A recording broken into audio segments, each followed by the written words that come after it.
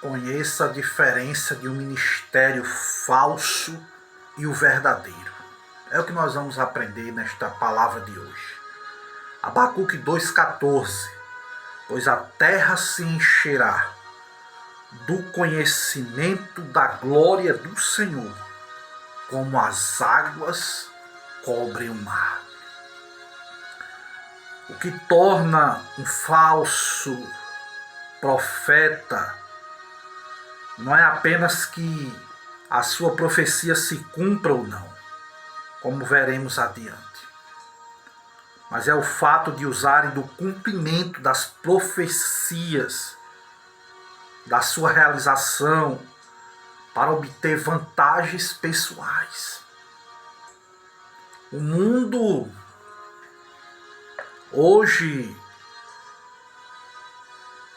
de hoje está girando em torno daquilo que é falso e do que é verdadeiro, sendo difícil muitas vezes perceber se um produto é falso ou é verdadeiro. Um relógio Rolex de aproximadamente $3.000 pode ser adquirido hoje por R$100. É igual ao verdadeiro, mas é falso. Uma caneta de marca Montblanc de $500 pode ser adquirida hoje por R$50. Parece verdadeira, mas é falsa. O grande desafio dos fabricantes é provar que o produto vendido na melhor perfumaria é verdadeiro. Pois a loja apesar de vender produtos de marca de renome, pode ser facilmente enganada, vendendo um produto como verdadeiro e sendo falsificado. As falsificações não têm limites. Tudo que está à venda no mercado tem algo similar, falsificado, quase que perfeito. E não é diferente, irmãos, nas questões espirituais. Existem pregadores falsos, pregando mensagens verdadeiras, mas são falsos. A Bíblia diz que Jesus, no Novo Testamento, em Mateus 7, disse que nem todo aquele que me diz Senhor, Senhor, entrará no reino dos céus, mas apenas aqueles que fazem a vontade de Deus, a obediência. Muitos me dirão naquele dia, palavras de Jesus: Senhor, Senhor, não profetizamos no teu nome? No teu nome não expulsamos demônios? Não fizemos diversos milagres? Então lhe direi abertamente: apartai-vos de mim, vós que praticais a iniquidade. Veja o que Jesus disse, o que Jesus queria dizer no texto que acabamos de ler. O que é que deve nos deixar preocupados? Primeiro, porque os falsos profetas eram bem pentecostais. Em primeiro lugar, os pentecostais pregam, operam milagres de maneira transcendental, muitas vezes afastando-se de forma perigosa da área da razão, da verdade bíblica. Como pentecostal e atuante na área dos dons espirituais, nas manifestações de poder, se percebe os meandros perigosos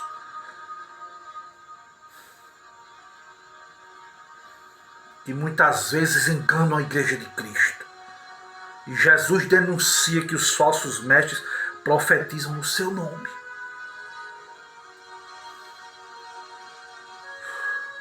Todo pregador do evangelho está, pois, sob suspeita.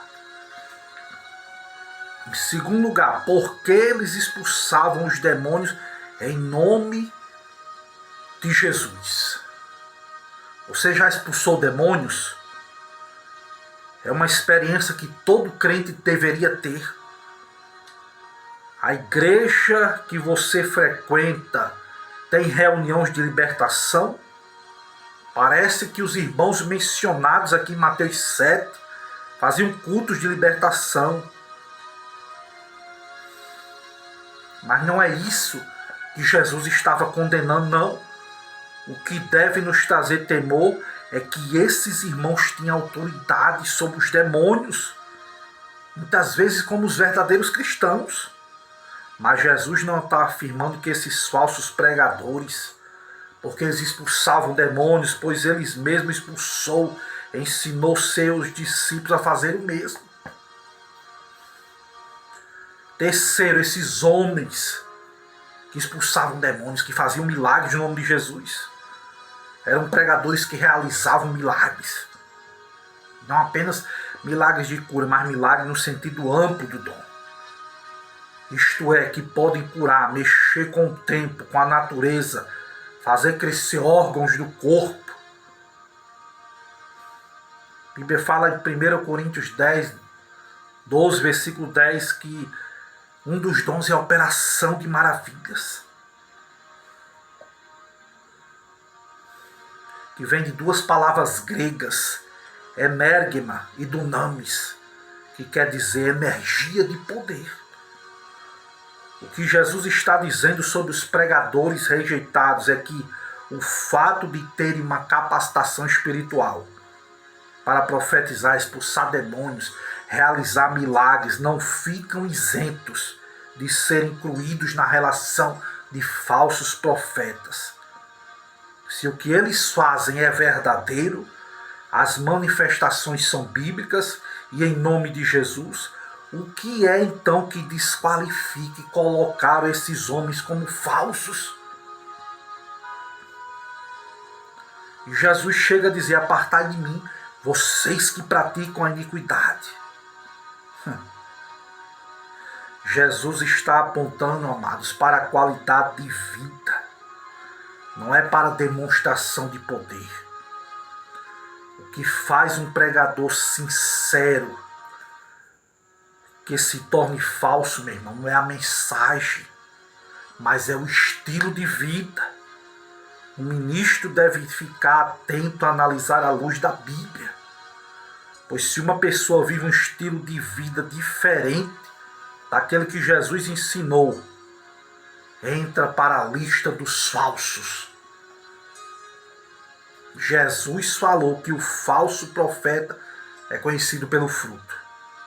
Engana-se os que pensam que o fruto é a obra que ele faz, como pregam bem, curam, operam milagres, etc. O fruto é o estilo de vida, meu irmão.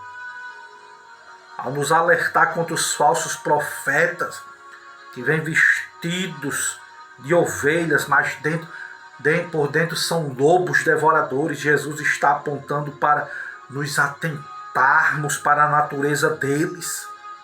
Por isso que ele afirma assim: pelos seus frutos vocês reconhecerão. É que o falso nunca se apresenta como falso, não. O que faz é sempre verdadeiro. O que prega é verdadeiro, mas o estilo de vida é falso. É isso. A realidade é essa. A Bíblia diz em Deuteronômio capítulo 3, versículo de 1 ao 3. Quando o profeta ou sonhador se levantar no meio de ti anunciar um sinal ou prodígio, e sucedeu tal sinal ou prodígio de que houver falado e disser: vamos após outros deuses, que não conhecestes, e sirvamos, não ouvirás as palavras desse profeta ou sonhador, porquanto o Senhor vosso Deus vos prova, para saber se amais ao Senhor vosso Deus de todo o coração e de toda a alma. Deuteronômio 13. O texto bíblico não fala em falso profeta, mas em alguém que anunciam milagre ou prodígio. Até aí nada demais. Alguém colocou no cabeçalho do texto que se trata de falso profeta, mas não é isso aqui que lemos. A Bíblia diz: se aparecer entre vós um profeta, alguém que faz predições no meio de vós, falando de sonhos que anunciam um sinal miraculoso. Ele anunciou que um milagre aconteceria e aconteceu. As pessoas viram a manifestação do poder de Deus, passaram a crer em Deus, no seu profeta. Até aquele é verdadeiro. Mas quando é que se torna falso? Quando usa dos milagres de Deus para desviar as pessoas do propósito divino. Em outras palavras, os falsos profetas utilizam-se dos milagres, do poder de Deus para fins pessoal, ou da sua instituição. Aí é considerado um falso profeta. Deus permite muitas vezes que o pecado dessa pessoa venha a público e o desmascara diante de todos. Um dia chega, quantos têm usado os dons de Deus com proveito próprio? Quantos usam os dons para enriquecimento pessoal? Quantos deixam de orientar as pessoas no caminho certo? É disso que está se tratando Deuteronômio. O milagre aconteceu. O ministro aproveita o sucesso do milagre que Deus opera para obter favores pessoais, afastando as pessoas do objetivo do milagre, que é revelar a pessoa de Deus, trazendo ele para perto de Deus.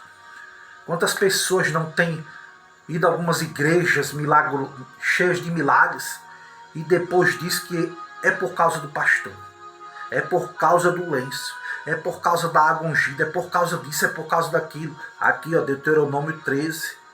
E depois diz: vamos diante de outros deuses. E por que acontece isso? Deus pondo à prova o coração do homem.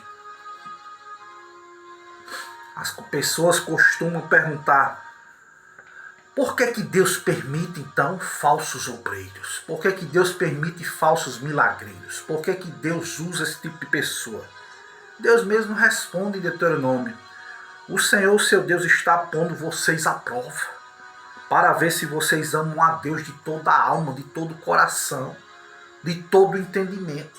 Há pessoas colocando a confiança nos pastores, nos objetos sagrados, na placa de certa igreja, porque só lá tem milagre, só lá acontece, só lá, pelo amor de Deus. Deus pondo muitos cristãos à prova.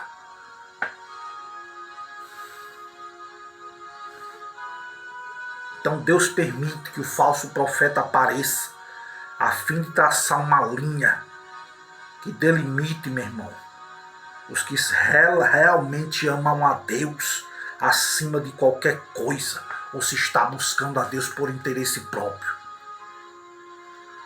O que torna o obreiro falso é que ele usa o dom da profecia, a capacidade de produzir milagres e prodígios para levar o povo a se desviar de Deus. É isso que acontece. Jamais devemos esquecer que a prática da justiça não é apenas ajudar os pobres e necessitados, defender os perseguidos. A prática da justiça inclui o compromisso de usar, meu irmão, os dons de milagres, os dons de profecias para levar as pessoas para a salvação, ao arrependimento, à mudança de vida. Jamais deve-se usar os dons para o enriquecimento ilícito, nem os talentos de Deus para proveito próprio. Não! Em Romanos capítulo 1, 3 vezes aparece a expressão: o Senhor os entregou. Em Romanos capítulo 1, aparece 3 vezes a expressão o Senhor os entregou.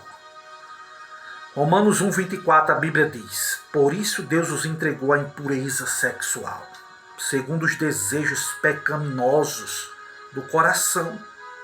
Em Romanos 1:26, volta a afirmar: por causa disso, Deus os entregou às paixões vergonhosas, porque até as mulheres trocaram suas relações sexuais naturais por outras contrárias à natureza. Romanos 1:28, além do mais, visto que despreza o conhecimento de Deus, ele os entregou de novo a uma disposição mental reprovável para praticar o que não deviam. Eram pessoas que conheceram a Deus e depois os desprezaram. É isso. Paulo afirma que o anticristo vai iludir os que não creram na verdade. 2 Tessalônica 2:11 e 12 diz: por esta razão Deus lhe envia um poder sedutor, a fim de que creiam na mentira e sejam condenados todos os que não creram na verdade, mas tiveram prazer na injustiça. Deus vai enviar a operação do erro e vão dar crédito à mentira. Os rebeldes, os desobedientes têm um tratamento diferenciado de Deus. O profeta Isaías reconhece o que aconteceu com o povo de Israel. Ele afirma que o povo entendeu que o Espírito de Deus, antes tão favorável, benigno com a nação, tornou-se inimigo dela. Isaías 63:10. O mesmo Espírito que nos guia torna-se inimigo nosso quando desobedecemos, quando andamos em desobediência. As pessoas diziam: Senhor, por que nos fazes andar por caminhos longos? Porque endurece o nosso coração para não termos temor de ti. Volta por amor dos teus servos, por amor das tribos da tua herança. Isaías 63, verso 17. Veja como o engano é sutil, examinado no caso de Balaão e do moço do profeta Eliseu, e aqui eu encerro essa palavra. Balaão era profeta, falava com Deus e Deus falava com ele. Lá em Números 22, a Bíblia diz que disse-lhe Balaão: passem a noite aqui com os moabitas, e eu vou lhe trazer resposta que o Senhor me der. E os líderes passaram a noite com Balaão. E Deus perguntou a Balaão: quem são esses homens? E houve um diálogo de Balaão com um profeta. Deus deixou claro a sua intenção com o povo de Deus. Não permitiu que Balaão amaldiçoasse o povo de Israel, mas Balaão cedeu ante a oferta de Balaque. Balaão caiu no laço em que costumam cair muitas vezes os servos de Deus, a ganância financeira. A segunda vez, Balaão falou novamente com Deus e este respondeu: visto que esses homens vieram chamá-lo, vá com eles, mas faça apenas o que eu lhe disser. Ele sabia que Deus não tolera o pecado. Balaão induz o povo a pecar em Apocalipse 2:14. O mundo espiritual e Balaque sabia que este profeta tinha capacidade de amaldiçoar e de abençoar. Quer dizer, Balaão transitava pelo mundo espiritual, tendo contato com Deus e os demônios. Nada diferente dos pregadores que têm acesso a Deus e dos demônios em nossos dias. Muitos pregadores têm a capacidade de invocar tanto a Deus como os demônios, que se manifestam, que eles fazem continuamente nos seus cultos de libertação. Um dia desse eu vi um bruxo falando que tem pacto com 7 pastores. Ele não citou os nomes por questão de ética, mas ele disse que 7 pastores tinham feito pacto com ele para adquirir o quê? Dinheiro, riqueza, atrair membros ricos para suas igrejas, a fim de arrecadarem dinheiro e luxarem daquele dinheiro.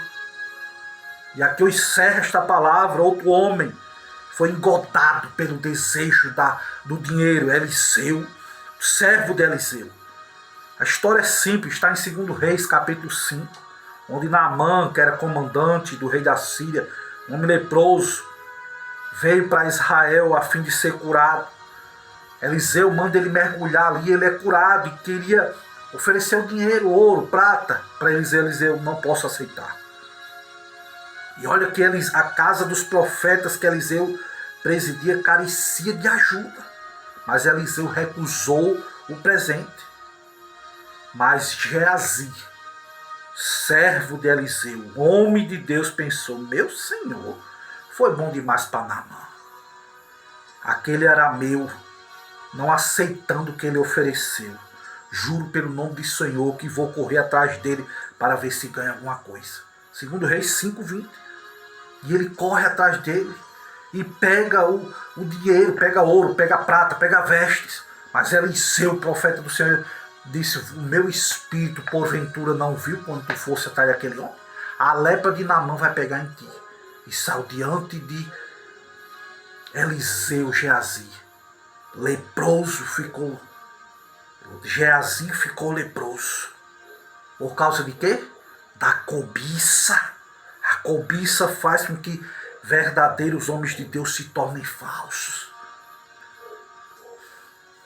E aqui eu encerro com uma frase do anonimato.